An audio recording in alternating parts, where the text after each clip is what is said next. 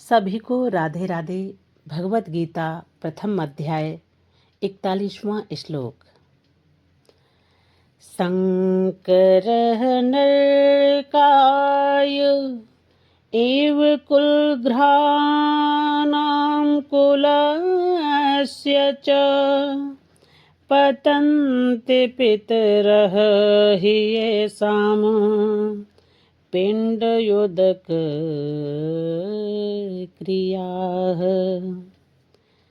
अवांछित संतानों की वृद्धि से निश्चय ही परिवार के लिए तथा पारिवारिक परंपरा को विनष्ट करने वालों के लिए नारकीय जीवन उत्पन्न होता है। ऐसे पतित कुलों के पुरखे गिर जाते हैं क्योंकि उन्हें जल तथा पिंड दान देने की क्रियाएं समाप्त हो जाती हैं।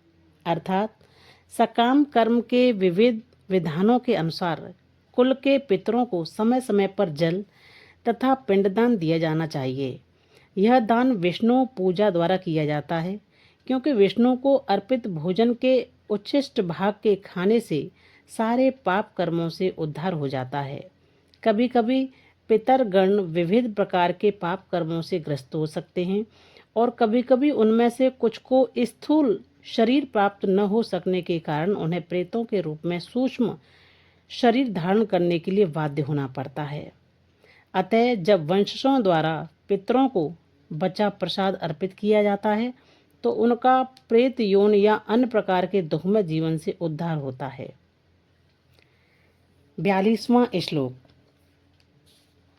दोषैः एतैः कुलघ्राणां वर्णसंकरकारकैः उत्साद्यन्ते जातिधर्मा कुलधर्मा च शाश्वताः। जो लोग कुल परंपरा को विनष्ट करते हैं और इस तरह अवांछित संतानों को जन्म देते हैं, उनके दुष्कर्मों से समस्त संसार की सामुदायिक योजनाएं तथा पारिवारिक कल्याण कार्य विनष्ट हो जाते हैं। अर्थात सनातन धर्म या वर्णाश्रम धर्म द्वारा निर्धारित मानव समाज के चारों वर्णों के लिए सामुदायिक योजनाएं तथा पारिवारिक कल्याण कार्य इसलिए नियोजित हैं कि मनुष्य चरम मोक्ष प्राप्त कर सके। अतः समाज के अनुत्तरदायी नायकों द्वारा सनातन धर्म परंपरा के विखंडन से उस समाज में अव्यवस्था फैलती है। फलस्वरूप लोग जीवन के उद्देश्य विष्णु को भूल जाते हैं। ऐसे नायक अंधे कहलाते हैं और जो लोग इनका अनुगमन करते हैं वे निश्चय ही कुव्यवस्था की ओर अग्रसर होते हैं। 43वां श्लोक। उत्सन्न कुल धर्माणां मनुष्याणां जनार्दन नरके नियतं वासः भवति इति अनुशुश्रुम्। हे प्रजापालक कृष्ण, मैंने गुरु परंपरा से सुना है कि जो लोग कुल धर्म का विनाश करते हैं वे सदैव नरक में वास करते हैं। अर्थात अर्जुन अपने तर्कों को अपने निजी अनुभव पर न आधारित करके आचार्यों से जो सुन रखा है उस पर आधारित करता है। वास्तविक ज्ञान प्राप्त करने की यही विधि है। जिस व्यक्ति ने पहले से ज्ञान प्राप्त कर रखा है उस व्यक्ति की सहायता के बिना कोई भी वास्तविक ज्ञान तक नहीं पहुंच सकता।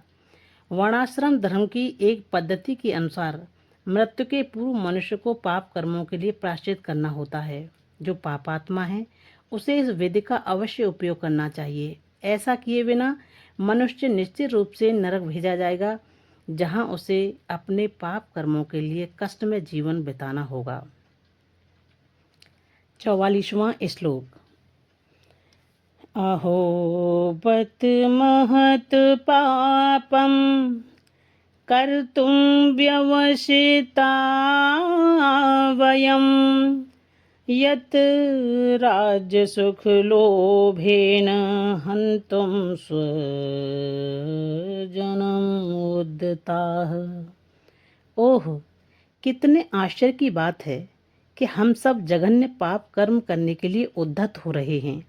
राज्य सुख भोगने की इच्छा से प्रेरित होकर हम अपने ही संबंधियों को मारने पर तुले हैं।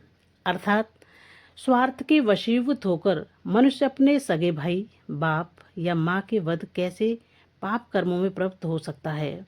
विश्व के इतिहास में ऐसे अनेक उदाहरण मिलते हैं, किंतु भगवान का साधु भक्त होने के कारण अर्जुन सदाचार के प्रति जागरूक है, अतः वह ऐसे कार्यों से बचने का प्रयत्न करता है। 45वां श्लोक। यदि माम अप्रतीकारम् अशस्त्रं शस्त्रपाणयः धार्तराष्ट्रारणे हन्युं तत् मे चेतरं भवेत्। यदि शस्त्रधारी धृतराष्ट्र के पुत्र मुझ निहत्थे तथा रणभूमि में प्रतिरोध न करने वाले को मारें तो यह मेरे लिए श्रेयस्कर होगा। अर्थात क्षत्रियों के युद्ध नियमों के अनुसार ऐसी प्रथा है कि निहत्थे तथा विमुख शस्त्रों पर आक्रमण न किया जाए, किंतु अर्जुन ने निश्चय किया कि शस्त्र भले ही इस विषम अवस्था में उस पर आक्रमण कर दे, किंतु वह युद्ध नहीं करेगा। उसने इस पर विचार नहीं किया कि दूसरा दल युद्ध के लिए कितना उद्यत है। इन सब लक्षणों का कारण उसकी दयाद्रता है, जो भगवान के महान भक्त होने के कारण उत्पन्न हुई। 46वां श्लोक। संजय उवाच। एवं उक्त्वा अर्जुनः सख्यरथयुपस्थियुपाविशत् विसृज्य सशरं चापं शोकसंविग्नमानसः। संजय ने कहा, युद्ध भूमि में इस प्रकार कहकर अर्जुन ने अपना धनुष तथा बाण एक ओर रख दिया और शोक संतप्त चित्त से रथ के आसन पर बैठ गया। अर्थात अपने शत्रु की स्थिति का अवलोकन करते समय अर्जुन रथ पर खड़ा हो गया था, किंतु वह शोक से इतना संतप्त हो उठा कि अपना धनुष बाण एक ओर रखकर रथ के आसन पर पुनः बैठ गया।